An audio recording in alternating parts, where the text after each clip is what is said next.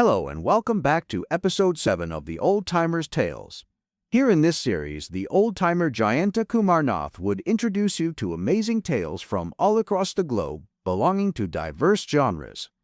All these stories are a part of an anthology, the book titled Contemporary Global Fiction. These stories have been wonderfully compiled and edited by Dr. Susminder Jeet Kaur. The book has been published by Penprints India Limited, Kolkata. Today, the story we would listen to is Ashray, the Refuge, written by Professor Sumedha Das. Author Sumedha Das, with 28 years of teaching experience, is now a retired professor from the English department of Mahara Mahendra Chandra College, Kolkata. She loves writing poems, short stories, and travelogues, and has published in Glow Mag, Setu, Women's Era, Muse India, and a number of anthologies and e-zines. This story, Ashray, the Refuge, has been translated in Punjabi by Mr. Ravinder Singh Sodhi and was published in Literary.net. Well, if you love these kinds of stories, please press the like button on the screen and subscribe to the channel for more of these tales. So, let's start. Ashray, the Refuge. Sumedha Das.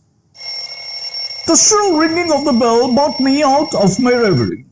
The distant sound was persistent, a small pill followed by a longish shrill. I knew exactly what that sound meant. The entry of another homeless friend whom we would soon befriend. For a moment I felt sad. Recalling my first few days here, the sense of loss, the rejections, the loneliness, but soon shook myself reminiscing the peace, solace and bliss, which soon afterwards had washed over me like a benign tide. Time and tide wait for none, I thought, remembering one of my favorite quotes, and that productivity always helped making adjustments easier. But first, let me introduce myself. I am Reena. I have been living in this heaven of peace and solitude for the last 10 years. The mornings here begin very early as we wake to the chirping of birds, witness the sky changing color, the pink hues spreading, the ball of fire rising slowly from the east, spreading its golden light.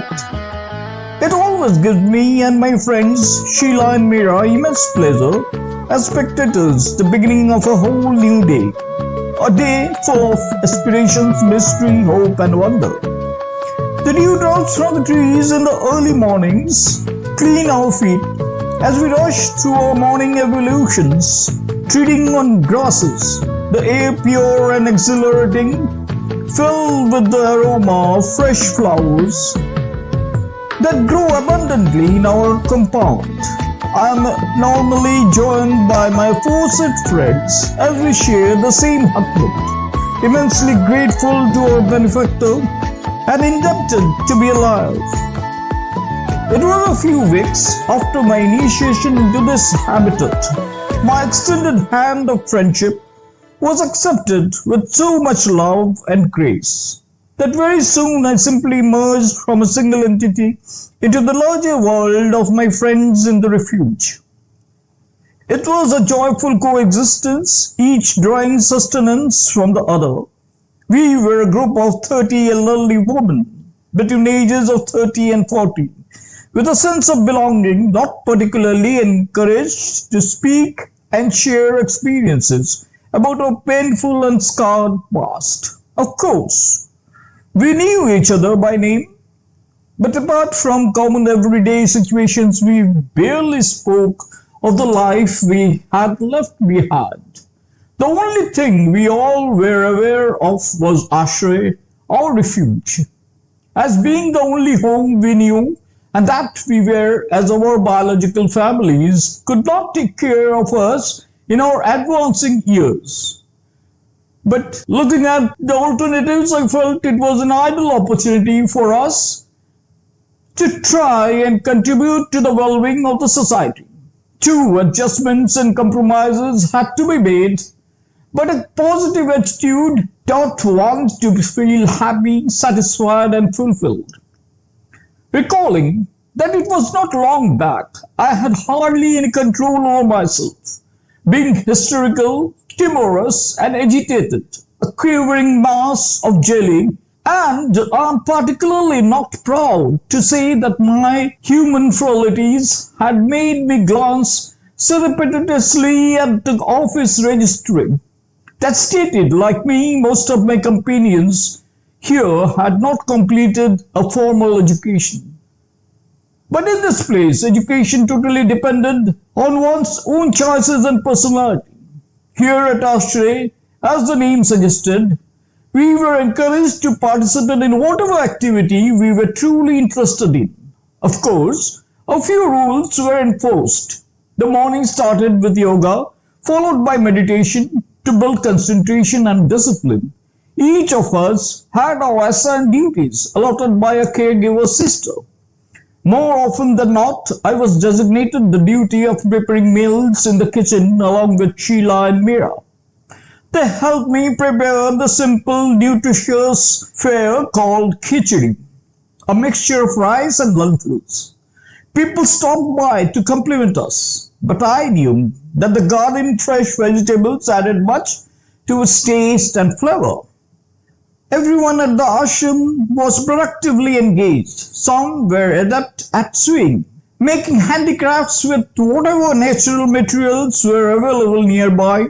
The tall grasses growing close by, the flowers, barks of trees.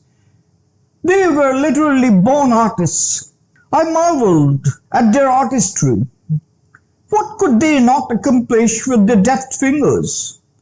Making coasters out of bamboo shoots chiseled to perfection.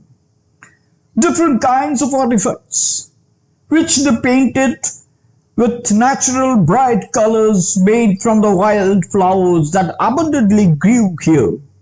Vibrant, even exotic, they painted on hand-woven hand fans, made from the barks of the trees, creating magic as if they were professionally trained. Others with green fingers took over the gardening. It was only a few of us who, apart from our kitchen duties, were assigned the job of training young girls from a nearby village for a small sum of money. Every 6 months, an exhibition cum sale was held near the premises. We were not advocated to attend the sale, though we did assist at times, staring with wonder at our only connection with the outside world, the huge cars, the painted ladies with the beautiful dresses.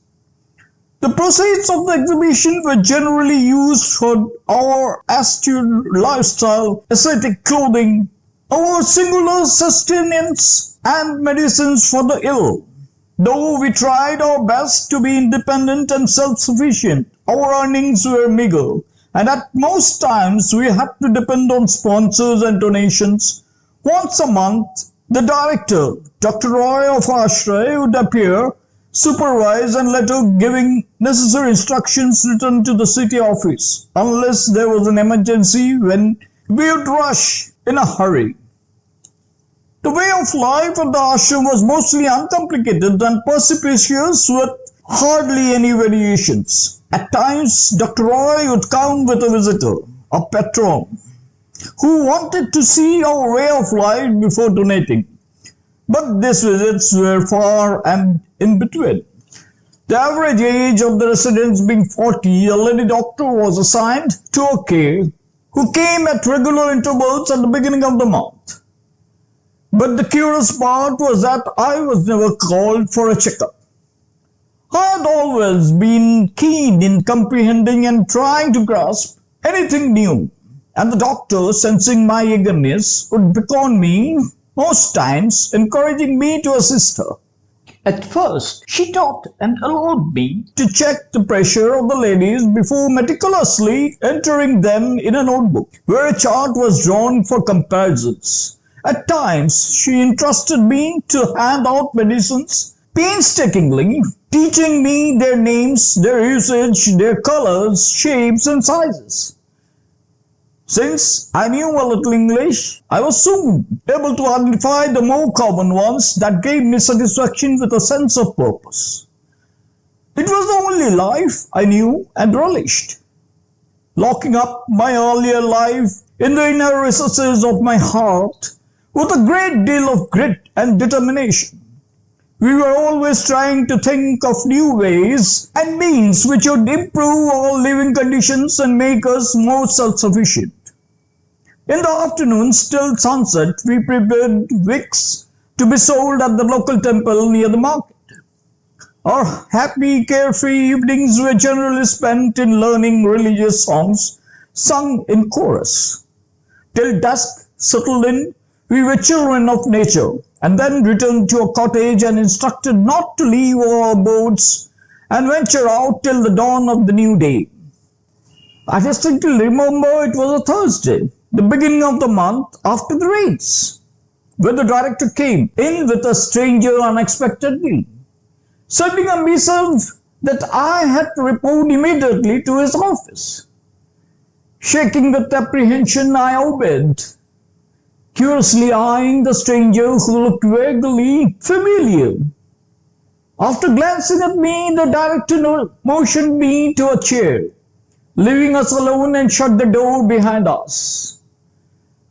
The sound of the door reverberated, and like a Pandora's box, opened another, which I had always guarded so fiercely.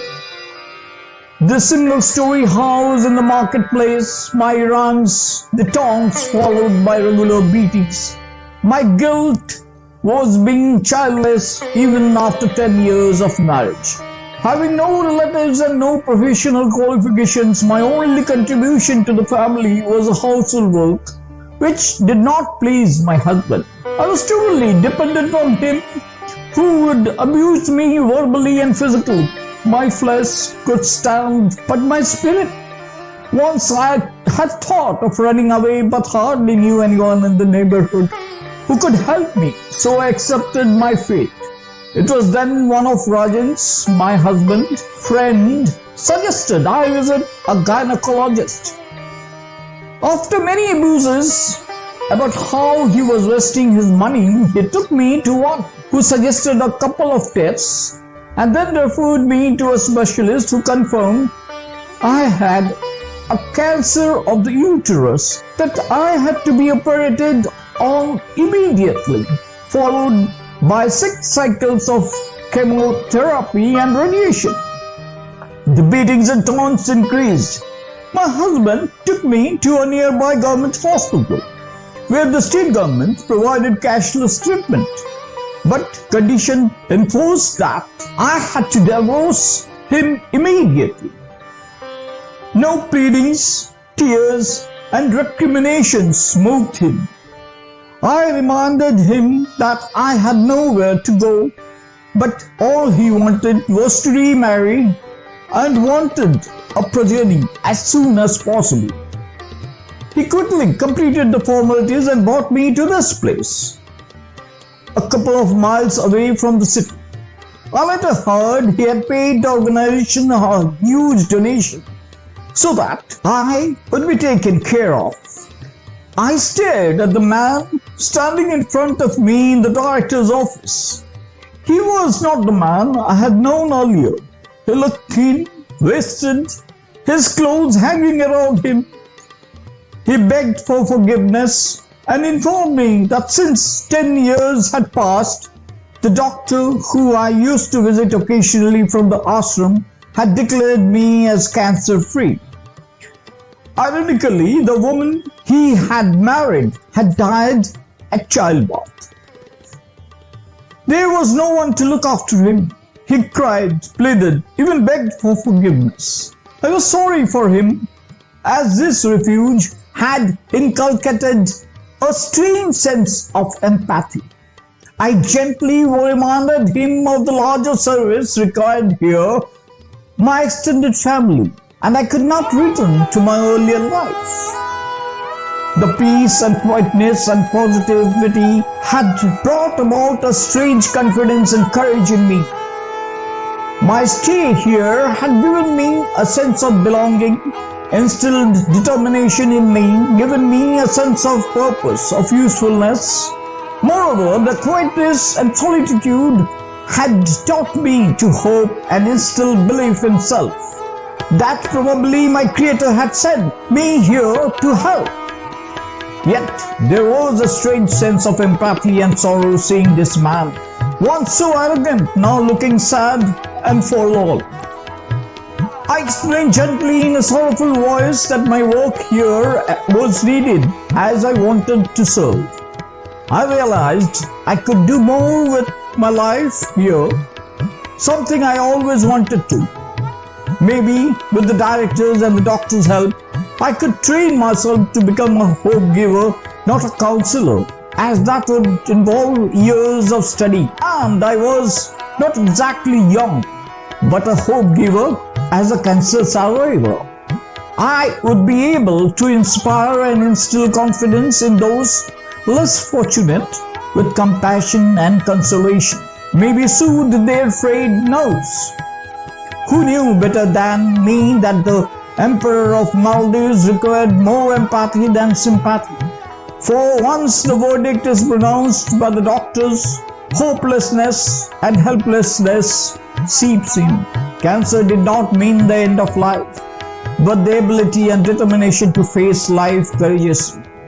Fight with fresh hope, together with a belief in Almighty. Ashray has given me support, confidence, courage, and ability to grow. It had not only given me shelter, but had also manifested a compassion and faith in my Maker.